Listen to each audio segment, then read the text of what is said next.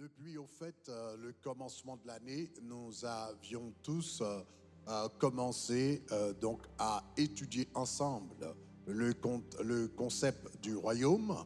Qu'est-ce que ça veut dire le royaume de Dieu? Donc nous avions vu que le royaume, avions-nous dit, c'était un pays, donc un pays comme les États-Unis, la France, le Canada, un pays qui a un territoire, un pays qui a une capitale qui s'appelle le royaume des cieux, qui a un palais qui s'appelle le tabernacle, qui a un bureau exécutif qui s'appelle le lieu très saint, qui a un trône qui s'appelle l'arche de l'alliance et un chef d'État qui s'appelle l'Éternel des armées. Donc nous avions dit que le royaume de Dieu, au fait, donc c'est vraiment un pays. Donc comment fonctionne. Donc nous avions étudié donc durant les 3 premiers mois comment fonctionne exactement ce pays. Mais les premiers habitants du royaume de Dieu, donc c'est vrai que Jésus-Christ durant son ministère a prêché: repentez-vous car le royaume des cieux est proche. Vous et moi, nous faisons partie du royaume de Dieu. Mais au fait, nous n'étions pas les premiers habitants du royaume de Dieu. Donc les premiers habitants du royaume de Dieu n'étaient pas des hommes, c'était des anges. Donc voilà pourquoi nous avons consacré donc ces trois mois à étudier donc la vie des anges. Donc comme habitants du royaume de Dieu, comment vivent-ils, que font-ils, etc. Et de cette manière, vous et moi, nous allons pouvoir apprendre comment mieux fonctionner dans le royaume de Dieu. Au fait, les anges sont nos grands frères parce qu'eux aussi sont fils de Dieu. Donc nous avions vu cela dans Job chapitre 1er, dans Genèse chapitre 6. Donc eux aussi sont fils de Dieu. Donc nous pouvons apprendre comment vivre dans le royaume de Dieu en étudiant leur vie. Et non seulement ils sont eux aussi des habitants du royaume de Dieu, mais ce sont aussi nos alliés sur la terre. Donc ils travaillent avec nous, ils remplissent un ministère auprès de nous. Donc nous avons beaucoup de choses, beaucoup à apprendre de ces entités qui s'appellent des anges. Donc voilà, donc au commencement du mois, donc le mois dernier, nous avions étudié un peu la nature des anges, les différentes catégories, n'est-ce pas, les chérubins, les séraphins, les dominations, les principautés, les autorités, les trônes, etc. Donc les anges, les archanges, nous avions étudié tout ça. Donc ça, c'était le mois dernier. Et ce mois-ci, nous étudions ensemble, nous focalisons particulièrement sur le ministère des anges. Donc que font-ils exactement? Et l'une des choses que nous avons appris, c'est que les anges, l'une de leurs responsabilités, c'est de nous protéger. Donc nous avions commencé à parler de cela le dimanche dernier, et aujourd'hui nous allons continuer dans la même veine. Donc c'est la question, donc que font les anges, le ministère des anges autour de nous, que font-ils? Donc ils nous protègent. Donc dans le psaume 91, la Bible dit: il ordonnera à ses anges de te garder dans toutes tes voies afin que tes pieds ne heurtent contre une pierre. Donc nous avions vu la semaine dernière que c'était pas juste une métaphore, n'est-ce pas? C'était pas juste une métaphore, c'est littéral. Dieu littéralement protège nos pieds. Nous avions parlé de cela. Maintenant, aujourd'hui, nous allons regarder 3 types de protection que les anges de Dieu nous accordent. Donc, comment est-ce que les anges de Dieu nous protègent? Donc, premièrement, nous devrions savoir qu'il y a des anges, premièrement, il y a des anges qui protègent nos maisons. Donc, quand nous parlons de la protection des anges, donc nous allons regarder au fait 3 catégories d'anges. Numéro 1, il y a des anges qui protègent nos maisons. Oh, gloire à Dieu! Quelle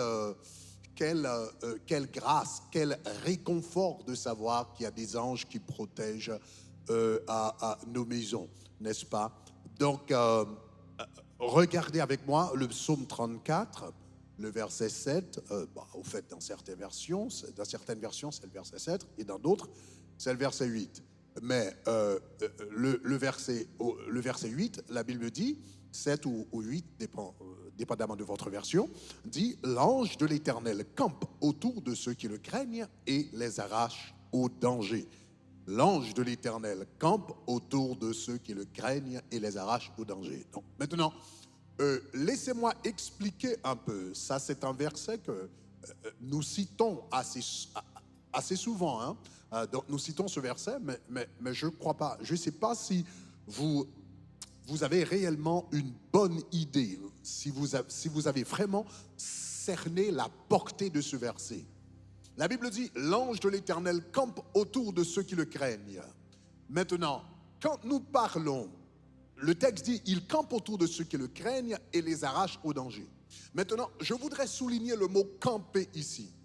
Parce que le mot camper ici peut nous tromper. Parce que pour nous qui sommes haïtiens, donc nous autres haïtiens, quand nous disons camper, donc nous dit un tel campé là, cela veut dire un tel, la personne se tient debout. Donc quand nous dit camper en créole, cela veut dire que la personne est debout. Donc c'est ça, ça veut dire camper, ok, en créole. Cependant, ce n'est pas la signification du mot camper en français. Donc, le mot camper en français signifie établir un camp. Établir un camp, cela veut dire établir un endroit. Un camp, qu'est-ce que c'est? Un camp, c'est une troupe militaire. Donc, établir, camper signifie établir un camp, établir un espace où une troupe militaire peut se reposer. Donc, quand la Bible dit l'ange de l'Éternel campe autour de ceux qui le craignent, cela veut dire l'ange de l'Éternel établit un camp, établit une troupe militaire autour de ceux qui le craignent. Donc, cela veut dire, le terme camper en français, ok, donc c'est vraiment un terme militaire. Donc, le mot Hana, la traduction, le terme original, c'est Hana en hébreu, qui signifie assiéger. Donc, lorsque la Bible dit l'ange de l'Éternel campe autour de ceux qui le craignent, en d'autres termes, l'ange de l'Éternel assiège ceux qui le craignent. Donc, assiéger signifie avoir une armée autour d'une ville. Donc, quand on dit que l'ange de l'Éternel campe autour de ceux qui le craignent, l'ange de l'Éternel assiège ceux qui le craignent, comme une armée qui assiège une ville. Quand une armée assiège une ville, cela veut dire l'armée entoure la ville totalement au point où personne ne peut bouger, personne ne peut rentrer et personne ne peut sortir. C'est ce que ça veut dire assiéger et c'est ce que ça veut dire camper. Camper signifie établir un camp. Camper signifie établir un siège.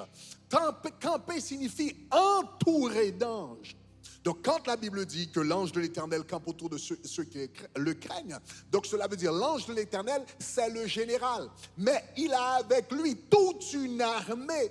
Et lui, il vient avec son armée pour nous accompagner. Il vient avec son armée et assiège notre résidence, assiège notre demeure, assiège notre maison, assiège notre corps physique.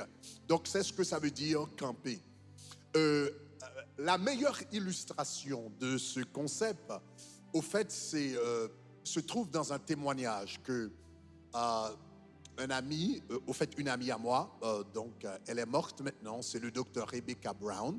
C'est elle qui a écrit le livre « Il est venu libérer les captifs ».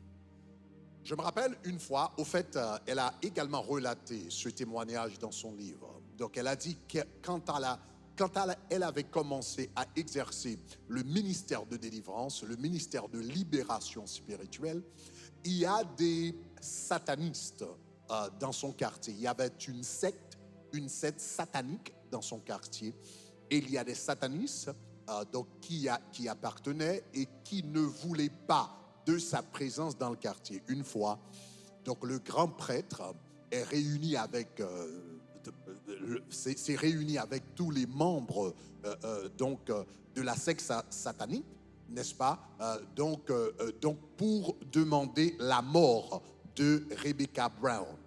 Donc le grand prêtre leur a dit que Satan a dit que cette femme-là bloquait ses activités dans la région et il avait donné l'ordre que cette femme et sa famille soient mises à mort. Donc, et la dame, Hélène a raconté. Donc, en ce moment-là, elle était une prêtresse de Satan. Donc, ils se sont assis, Hélène, et puis avec les membres donc, de la secte satanique, ils se sont assis, etc.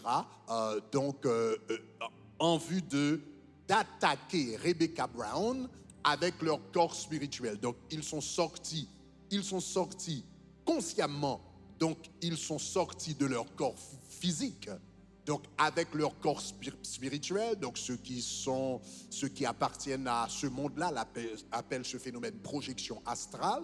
Donc, ils ont fait sortir leur corps physique de leur corps spirituel pour pouvoir attaquer cette femme. Et ils ont dit, ils étaient en cercle. Devant eux, il y avait des bougies. Donc, ils sont sortis de leur corps physique. L'idée, c'était d'attaquer Rebecca Brown dans sa maison, de l'étrangler. Et la dame qui avait essayé d'attaquer Rebecca Brown, donc elle a dit, quand elle est arrivée autour de la maison, dans la zone, dans le quartier, quand ils sont arrivés autour de la maison, la dame a dit qu'elle ne pouvait pas approcher. Elle ne pouvait pas s'approcher, le groupe ne pouvait pas s'approcher. Pourquoi? Parce qu'elle a dit qu'elle a vu des anges un peu partout, pas seulement autour de la maison, mais des anges dans toute la zone. Et autour de la maison, il y avait des anges qui se tenaient les uns les autres, ils se tenaient par la main comme ça. Donc, et leurs épaules, donc ils se tenaient par la main, un peu comme ça, et donc leurs épaules touchaient les uns aux autres. Et ces anges-là ont formé une muraille de sécurité autour de la maison. Et la dame lui a dit, quand ils ont essayé de pénétrer, ils ne pouvaient pas passer, ils ne pouvaient pas pénétrer, ils ne pouvaient pas entrer dans la maison. Ils ont essayé d'utiliser des armes spirituelles, des flèches, mais les flèches ne faisaient que rebondir. Donc les anges n'avaient pas peur, les anges n'étaient pas touchés. Au fait, elle a dit que les anges se moquaient d'eux. Et après avoir essayé pendant longtemps, quelques-uns des sorciers maintenant étaient devenus frustrés. Et au moment où ils sont devenus frustrés, la dame a dit que les anges ont changé l'expression. L'expression de leur visage ont changé. Donc ces anges seulement ont regardé les sorciers d'un regard féroce. Les yeux seulement, ils avaient seulement un peu de colère dans leurs yeux. Immédiatement, la dame a dit que nous sommes tombés tous par terre quand seulement ils nous ont regardés avec de la colère et de la fureur dans leurs yeux. Donc, il avait assez de puissance, assez d'autorité avec leurs yeux pour nous frapper sans nous toucher. Et voilà, c'était ces anges-là qui étaient autour de leur maison et qui protégeaient leur maison. Et personne ne pouvait entrer et personne ne pouvait sortir dans le monde spirituel. C'est ce que cela veut dire. L'ange de l'Éternel campe autour de ceux qui le craignent. L'ange de l'Éternel campe autour de ceux qui le craignent. Cela veut dire l'ange de l'Éternel établit son camp autour de ceux qui le craignent. L'ange de l'Éternel établit son armée autour de ceux qui le craignent. L'ange de l'Éternel assiège la maison, la demeure, la présence, l'entreprise de celui qui le craigne, et il les arrache au danger. Que le Seigneur vous bénisse aujourd'hui, qu'il vous rappelle donc que vous êtes protégés par lui. Votre maison est bénie, votre vie est bénie, votre mari, vos fils, vos filles sont tous bénis et protégés par la main de l'Éternel. Donc pendant toute la semaine, donc vous n'avez qu'à dire ce verset, qu'à réciter ce verset, qu'à revivre ce verset. L'ange de l'Éternel campe autour de ceux qui le craignent. L'ange de l'Éternel établit son camp autour de moi, autour de ma famille et autour de mon entreprise pour la gloire de son nom. Seigneur, nous te remercions pour ce temps que tu nous as accordé dans ta parole. Merci Seigneur pour ces mots d'encouragement. Merci Seigneur pour tes anges qui sont autour de nous, Seigneur, qui forment une muraille de protection autour de nous, un camp autour de nous, qui assiège nos maisons, Seigneur, qui assiège, Seigneur, notre résidence, qui assiège l'université, qui assiège donc nos véhicules, Seigneur. Donc nous savons que nous sommes protégés par ta présence, ô Éternel. Nous te remercions pour cela. Maintenant, alors que nous allons faire l'appel au salut, s'il y a quelqu'un qui ne te connaît pas, oh Seigneur, que cette personne puisse, eh bien, trouver le vrai Dieu, venir à la connaissance de Dieu aujourd'hui même, te rencontrer aujourd'hui même, au nom de Jésus-Christ. Amen et amen. Maintenant, avant de vous laisser, je voudrais vous donner l'opportunité, je voudrais vous donner l'occasion de donner votre vie à Jésus-Christ. Donc, ce matin, nous avions parlé de la protection des anges, la protection que le Seigneur nous donne à travers ses anges. Mais vous avez accès à cette protection si vous avez une relation personnelle avec le Seigneur Jésus-Christ. Ce qu'il faut, c'est avoir une relation personnelle avec lui. Donc, si vous n'avez pas encore donné votre vie à Jésus, c'est le moment de le faire. Donc, nous allons vous donner l'occasion maintenant de le faire, l'opportunité maintenant de le faire. Donc, là où vous êtes, si vous aimeriez donner votre vie à Jésus pour la première fois, ou vous aimeriez simplement revenir à ses pieds, c'est le moment de le faire. Donc, vous qui êtes en Haïti, qui aimeriez faire cette décision ou encore prendre cette décision, donc vous pouvez nous envoyer un texto maintenant. Alléluia. Vous pouvez nous envoyer un texto. Faites-le maintenant au 49 06 23 23. 49 06 23 23. Vous qui me regardez maintenant à Bois-Vernat, à Delma, au Cap-Haïtien ou n'importe où dans le monde, vous aimeriez donner votre vie à Jésus. Là où vous êtes, il y a des gens qui sont déjà passés en avant. Donc là où vous êtes, vous pouvez venir maintenant. Venez nous voir, venez nous rencontrer. Nous allons prier avec vous. Ce sera l'occasion de donner votre vie à Jésus-Christ. Donc vous qui me regardez sur Internet maintenant, si vous aimeriez également prendre cette décision, effectuer cette décision combien importante, eh bien cliquez sur le premier lien au bas de la page et vous allez prendre votre décision. Vous allez effectuer cette décision combien importante, soit de revenir au pied du Seigneur ou de lui donner votre vie pour la première fois. Donc faites-le maintenant, je vous accorde quelques secondes et nous allons prier pour vous. Au nom de Jésus-Christ. Amen. Saint-Esprit, nous t'invitons. Viens régner, sois libre au milieu de nous, Saint-Esprit. Nous t'invitons, viens régner, Seigneur, viens. Sois libre au milieu de nous, Saint-Esprit, Saint-Esprit. Nous t'invitons.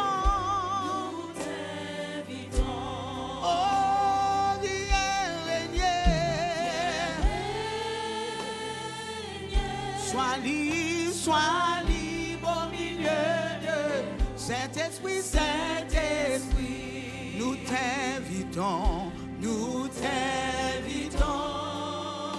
Oh, viens régner, viens